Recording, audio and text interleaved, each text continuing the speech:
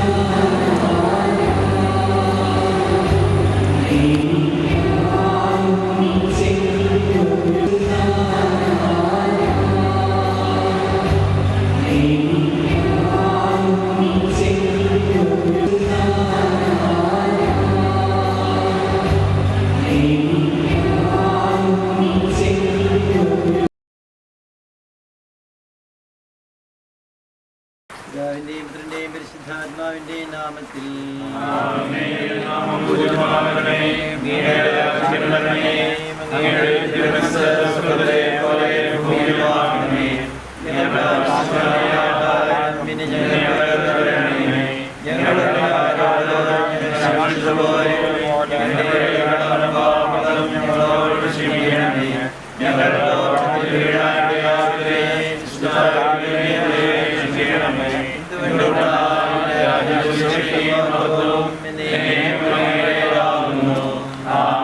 പരിശുദ്ധാത്മാവുമായ സർവേശ്വരായ നീക്കും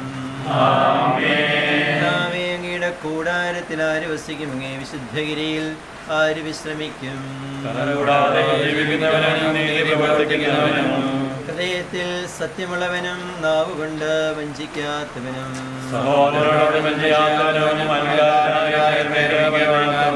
ദുഷ്ടനോട് കൂട്ടുചേരാത്തവനും ദേവഭക്തനെ മാനിക്കുന്നവനും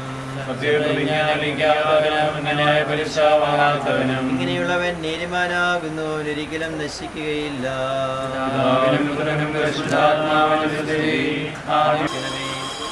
വിശുദ്ധിയോടുകൂടി അങ്ങേക്ക് ബലിയർപ്പിക്കുവാൻ ഞങ്ങളെ സഹായിക്കണമേ.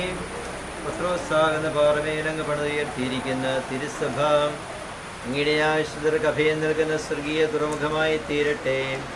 അങ്ങയുടെ മഹത്വത്തിനായി നിർമ്മിക്കപ്പെട്ടിരിക്കുന്ന ഈ ഭവനത്തെ ആശീർവദിക്കണമേ. പ്രാർത്ഥിക്കുവാനായി ഇവിടെ വന്നുകൂടുന്നവരെല്ലാം അപകടങ്ങളിൽ നിന്ന് രക്ഷിക്കണമേ. ഞങ്ങളുടെ അമ്മയായ ഈ കപ്പേളയുടെ പ്രത്യേക മധ്യസ്ഥയായ പരിശുദ്ധ കന്യകാമറിയത്തിൻ്റെ പ്രാർത്ഥനാ സഹായം ഞങ്ങൾക്കുണ്ടാകുമാറാകട്ടെ. എപ്പോഴും എപ്പോഴും എന്നേക്കും. വിശുദ്ധരിൽ സംപ്രേത മറിയത്തിൻ്റെ തിരുസ്വരൂപം ആശീർവദിക്കണമേ. പ്രാർത്ഥിക്കുവാനായി ഞങ്ങളുടെ രൂപത്തിന് മുമ്പിൽ ഒന്നിച്ചു കൂടുമ്പോൾ ഞങ്ങളുടെ ചിന്തകൾ സ്വർഗത്തിലേക്ക് ഉയർത്തണമേ. സുവിശേഷത്തിന് സാക്ഷ്യം വഹിക്കുവാൻ പരിശുദ്ധമ്മയുടെ മാതൃക ഞങ്ങൾക്ക് പ്രചോദനം നൽകട്ടെ. പരിശുദ്ധരായി ജീവിക്കുവാനും പരിശുദ്ധരോടങ്ങി കണ്ടെത്തുവാൻ ഞങ്ങളെ സഹായിക്കണമേ. പിതാവുപുത്രനും പരിശുദ്ധാത്മാവുമായ സർവേശ്വരായ എന്നേക്കും.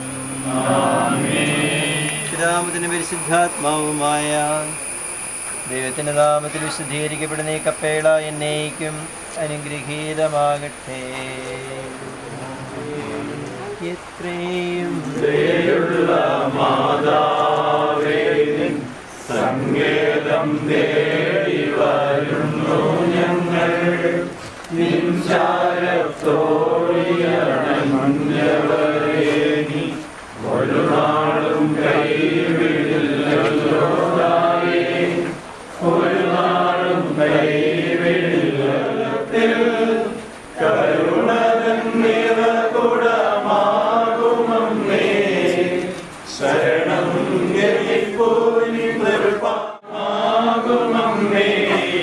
കരിയോടെ ഇവരെ നീ കാക്കണമേ, കന്യകമാരുടെ രാണിനിയേ.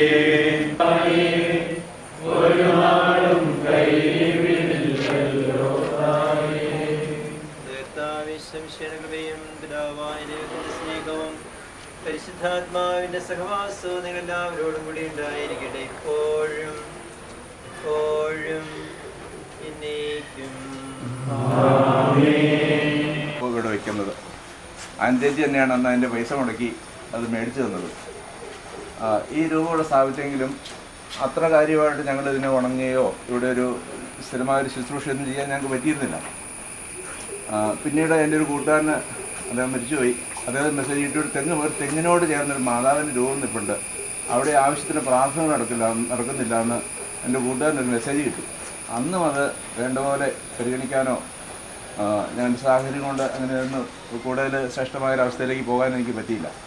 പക്ഷേ ഈ 30ാമത്തെ ഈ വാർഷികത്തോടൊപ്പം 30ാമത്തെ വർഷം നമ്മൾ വന്നു ചേരുമ്പോൾ വീട്ടിൽ ഞങ്ങൾക്ക് മാതാവിൻ്റെ ഒരു സ്റ്റാച്യു ഉണ്ട്. അത് പെയിൻ്റ് അടിക്കാൻ വേണ്ടി എൻ്റെ ഒരു കൂട്ടുകാരൻ വന്നു. അപ്പോൾ ഇതും പെയിൻ്റ് അടിക്കണം, ഇതും നമുക്ക് നവീകരിക്കണം എന്നുള്ളൊരു കാഴ്ചപ്പാടോടുകൂടി ഇത് നവീകരിക്കാനുള്ള പ്രവൃത്തി ആരംഭിച്ചു. എൻ്റെ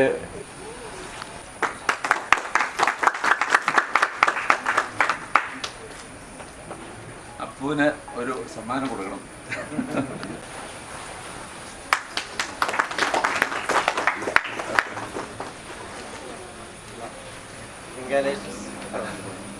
നമുക്ക് താഴത്തേക്ക്